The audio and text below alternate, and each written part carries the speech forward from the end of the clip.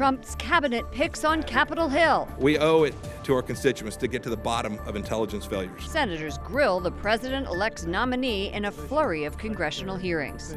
NATO is vital to our national interest. We have team coverage. Catholics in Congress. I'm Catholic. I've been all my life Catholic, and that means I'm pro-life. We continue our conversations with new Catholic congressmen from around the country. Christian persecution. Syria is experiencing a bloody civil war. We'll talk to one Syrian Christian about his struggles. And did somebody say McDonald's? The Golden Arches are earning their golden wings. Our nightly report from Rome on the Vatican's plan. On EWTN News Nightly for Thursday, January 12th, 2017.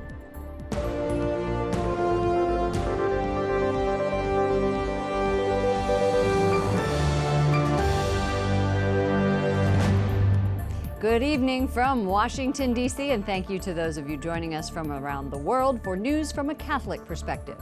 I'm Lauren Ashburn. Tonight, a new investigation into the FBI and Department of Justice. The Inspector General says he will look into the 2016 actions of both agencies in the months leading up to the election. The probe will include whether department policies were followed by FBI Director James Comey. Democrats have blamed Comey's handling of an investigation into Hillary Clinton's private email server and his late October release of a letter about the case for her loss to Republican Donald Trump. This comes just 8 days before Trump's inauguration. The president-elect continues to add people to his team as several of his nominees on Capitol Hill are answering questions. Former New York City Mayor Rudy Giuliani will advise President-elect Donald Trump on cybersecurity. Giuliani is the CEO of Giuliani Partners, an international security consulting firm. He was considered for Secretary of State, but Donald Trump nominated Rex Tillerson. And we have team coverage tonight on Capitol Hill with Jason Calvi and Wyatt Goolsbee. Congressman Mike Pompeo, Trump's pick to run the CIA, says that during his confirmation hearing, he will not comply with torture orders and takes a tough stand against Russia, saying it's pretty clear the Russians tried to meddle in the presidential election. Let's go first to Wyatt Goolsbee, who is standing by on Capitol Hill. Wyatt. Lauren, Congressman Mike Pompeo says the U.S. faces its most complicated threat environment in recent memory. He mentioned threats from Iran and North Korea, but what dominated today's hearing was Russia. Russia has reasserted itself aggressively, invading and occupying Ukraine, threatening Europe, and doing nothing to aid in the destruction and defeat of ISIS. Congressman Mike Pompeo calling out Russia multiple times during his hearing at a Senate Intelligence Committee. This was an aggressive action taken by the senior leadership inside of Russia. The four-term Kansas Republican is taking a tougher stand in contrast to the president-elect. Trump said just yesterday he wants to improve relations with Russia's leader. If Putin likes Donald Trump, I consider that an asset, not a liability, because we have a horrible relationship with Russia. Russia can help us fight ISIS. If Pompeo is confirmed, he could play a role in repairing the relationship between Trump and the intelligence community. Some see that link as strained after the president-elect questioned findings over allegations of Russia interfering in the presidential election. He also responded to questions about unverified reports Russia stole Trump's personal and financial information. If confirmed, will you commit to exploring those questions? And if you find there is validity to those allegations, refer the information that you discovered to the FBI? Look, there are a number of very serious things that have taken place. The leaks that occurred as well, I consider to be intensely serious, too. I promise I will pursue the facts wherever they take us. As a congressman, Mike Pompeo has been critical of President Obama's nuclear deal with Iran, but he says if he is confirmed, he realizes his new role, and he says he will work with other officials within the CIA and make sure he's consistent with the law of the land. Lauren? Why, did he say anything about the violence in the Middle East? He did. He talked specifically about the civil war in Syria, calling it a tragic humanitarian catastrophe. He also said that as a result of the civil war, which started in Syria, has led to a rise in extremism across the Middle East and now is affecting Europe as well. And what specifically did he say about torture? Well, he said he's against the use of torture. He was asked directly if the president asked him to use enhanced interrogation techniques that were outside of the law, would he be willing to use that? And he said absolutely not. In fact, he said, quote, "I understand the law. I'll always comply with the law." And that's a little bit of a contrast, Lauren, because we've been following Donald Trump on the campaign trail, who has said that he would be okay with the use of waterboarding, for example. In fact, he said if we wanted to, I'd go stronger. Lauren? Okay, Wyatt Goolsby on Capitol Hill. Thank you, Wyatt. A Senate panel has overwhelmingly passed a waiver to allow retired Marine General James Mattis to run the Pentagon. Mattis still must be confirmed. He needs the waiver to serve because of a law saying U.S. service members have to be out of uniform for 7 years before holding the job. It's been 3 years since he served. The vote came after Mattis told senators he places Russia #1 on his list of security threats. I think right now the most important thing is that we recognize the reality of what we deal with Mr. Putin, and we recognize that he is trying to break the North Atlantic Alliance, and that we take the steps. Mattis said that Russia is an adversary we must confront, and the history of U.S.-Russian relations is short on success. The House will now consider permission for Mattis to serve. Ben Carson's celebrated career as a neurosurgeon leaves no doubt about his medical credentials, but senators question whether he has the experience needed to run the Department of Housing and Urban Development. Carson faced his first round of vetting today, and Jason Calvi was inside the confirmation hearing, and he joins us from Capitol Hill. Jason. Lauren, the former Republican presidential candidate defended his experience and his credentials to become the HUD secretary. In that role, he'll oversee 8,300 employees and a budget of $48 billion. He turned to his life experience to show that he would put the needs of the needy first. At his Senate confirmation hearing, the famous neurosurgeon talked about growing up poor in Detroit with a single mother. So I have actually, in my life, understood what housing insecurity was. Carson was joined by his wife of 41 years, Candy, and his children and grandchildren. Democratic senators questioned his experience. He shot down the idea he's not qualified. There's an assumption that you can only do one thing, and that we have these very limited brains, and they're incapable of learning anything else. Carson, who's a pro-life Christian, outlined a more holistic approach to helping people and developing the whole person. What we need to do is exercise true compassion. True compassion is not keeping people in a situation where we can feel good about what we're doing. True compassion is putting them in a situation where they can feel good about where they're going. But soon the focus turned to tough questions about the president-elect. Can you assure me that not a single taxpayer dollar that you give out will financially benefit the president-elect or his family? I can assure you that the things that I do are driven by a sense of morals and values. Some Republican senators hope that strong moral compass will lead to change at HUD.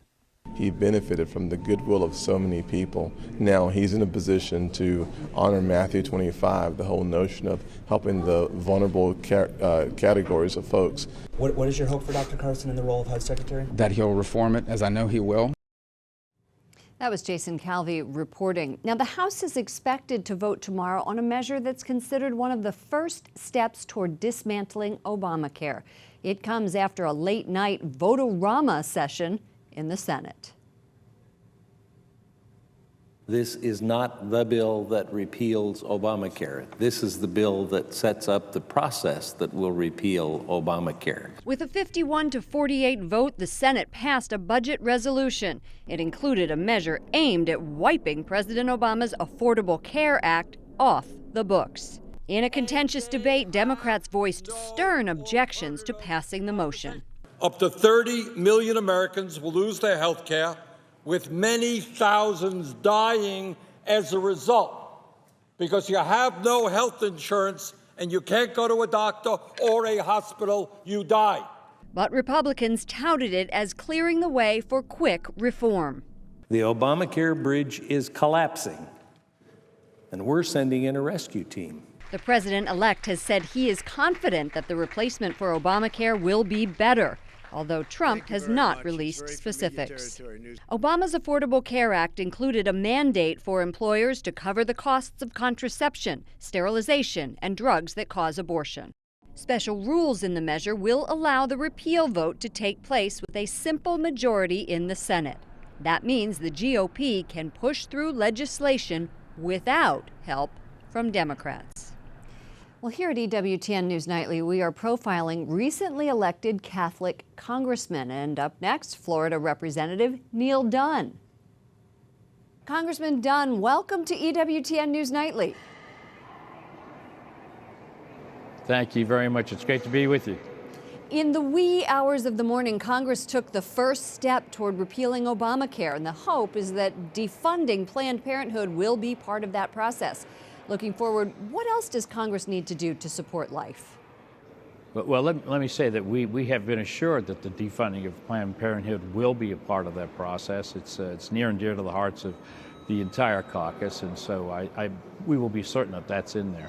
There's a lot of work to be done to repeal that and replace it, but we are ready for that. We have a plan for that. It's going to be a smooth transition.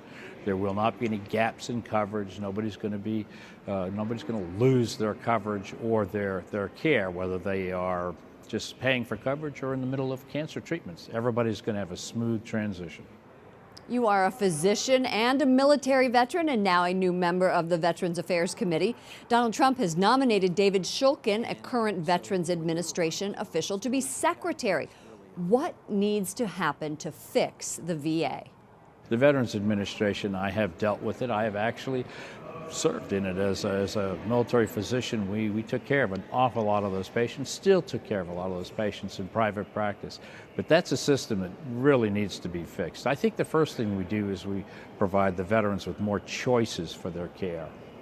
And what does that mean? Well, so they don't have to go to a Veterans Administration hospital or clinic to get their care. If they could get their primary care where they live, as opposed to 90 or more miles away someplace, which often happens now, then that just has to provide better care, more continuity of care too. If they see the same doctor, the same clinic, people who understand and develop a relationship with the patient. How would that work? The money from the Veterans Administration must follow the veteran. So if he gets treated locally by a physician, then that money follows him. If he chooses to go to the Veterans Hospital, fine, it goes to the Veterans Hospital. Let's let the veterans guide us on the pathway to what's the best source of care for them.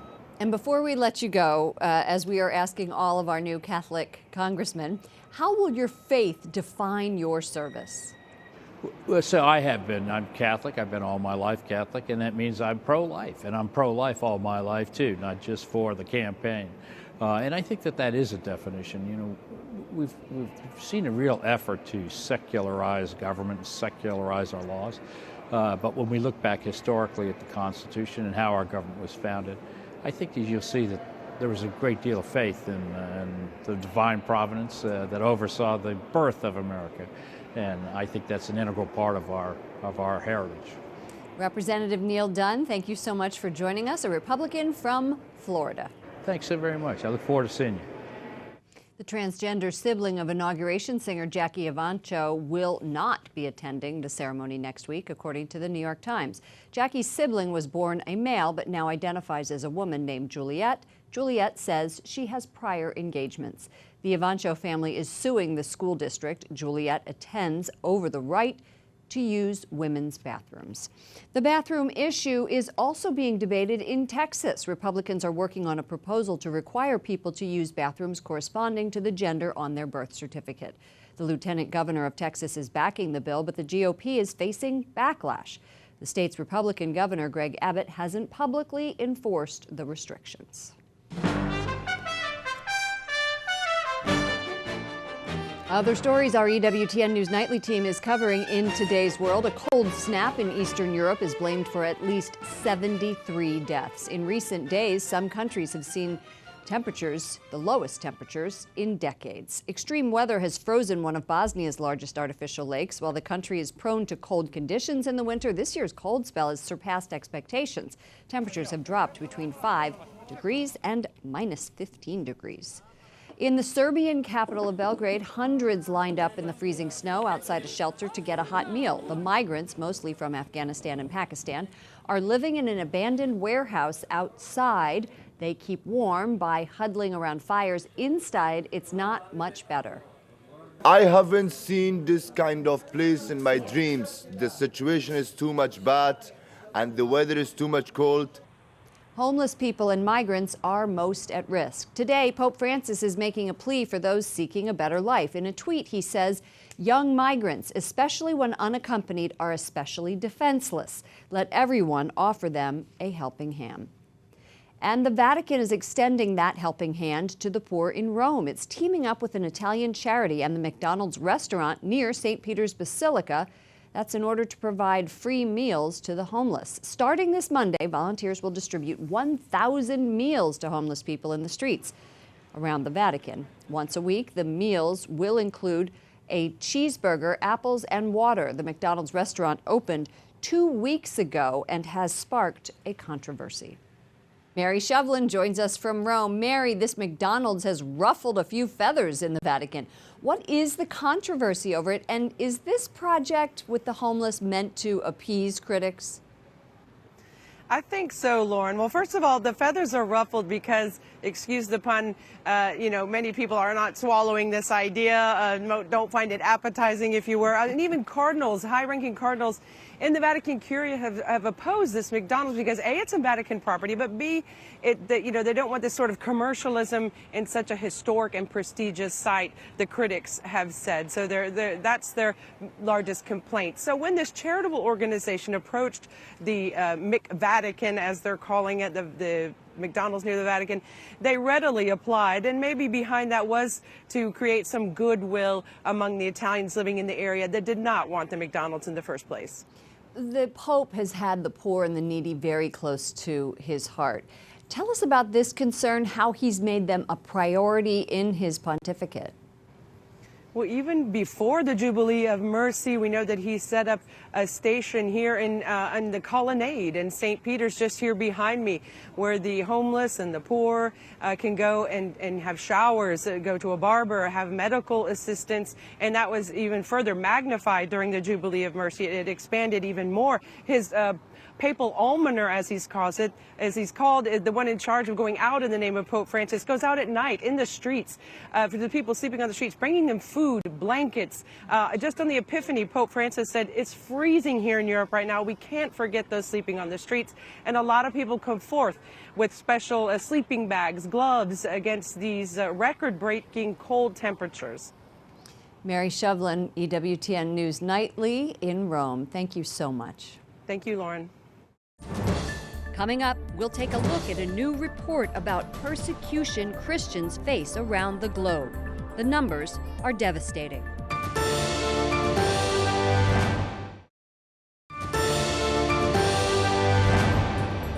For the third year in a row, the persecution of Christians worldwide has hit a record high. According to a new report by the advocacy group Open Doors, 1 in 12 Christians around the world experiences persecution for their faith.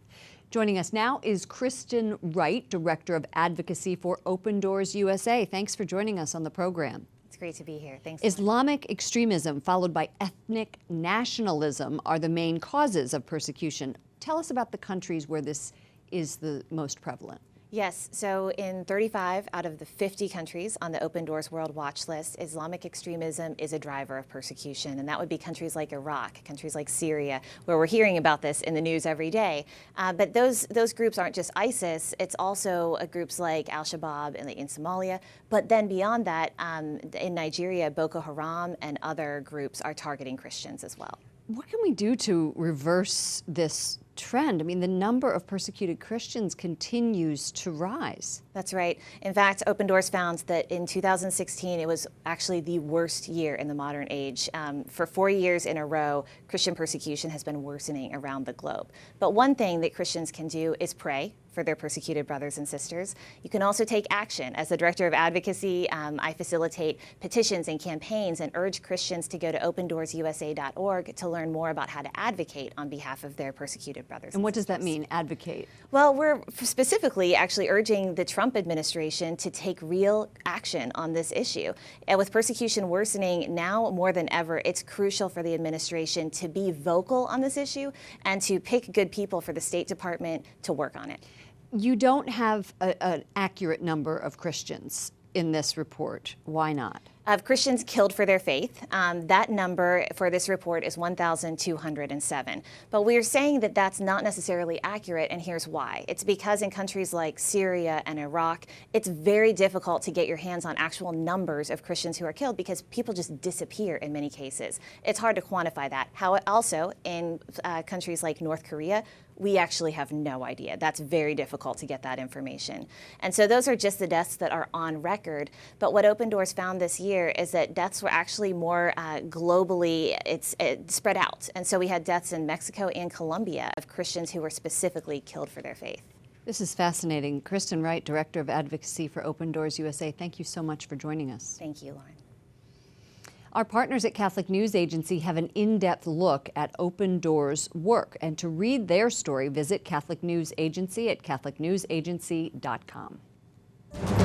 Up next, a first-hand account of persecution from a pastor who lived in Syria. He's here in studio.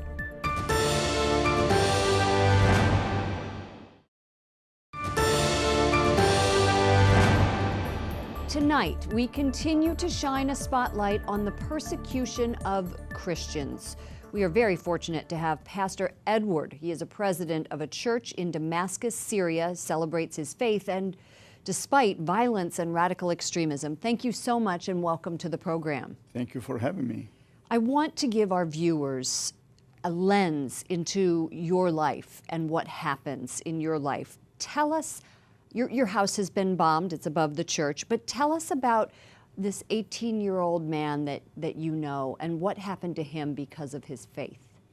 It's a very sad story, but at the same time, we thank the Lord for a powerful Christian and good, faithful Christian. When Jabhat al-Nusra, Islamic radicals, came and took over this suburb of Damascus. Which is where you live? Close to where we live, yeah, it's close to where we live. They were threatening all Christians, and it was very well known. This is their history.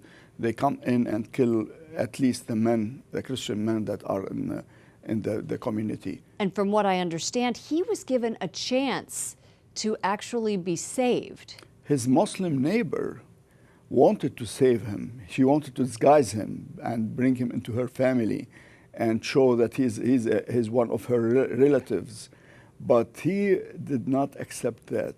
He told his mother, "Mom, Jesus said, if you deny me before men, I will deny you before my Father in heaven. My name is George, I am Christian, and I want to live as George. I don't want to change my name, and I want to die as George, as a Christian." And he did. And he did. And he told his mother, "You don't need to cry, Mom. You know that we all are visitors over here, and I'll just go ahead of you, and we will meet in heaven." What a powerful, powerful testimony that is. But that is just one of many stories you know. Yes. You have a friend who's a medical doctor, was one killed by ISIS, not very far from you. In front of cameras. He's a medical doctor, and he decided to stay at his community just to help people, to afford for their medical needs. But they came, ISIS, and took over the whole village, and they detained him for 4 months, and then they killed him along 2 others at the same time. Why do you stay? Well, first, the danger where we live is not as imminent as... Still. Yeah.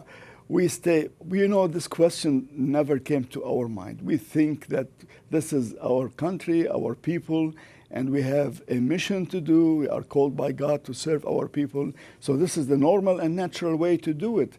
And the other way around, we feel we are privileged to be there at such a time.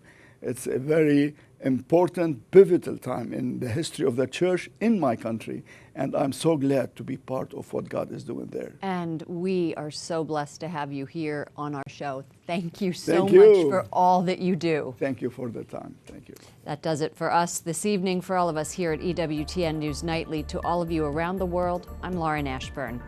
We'll see you next time.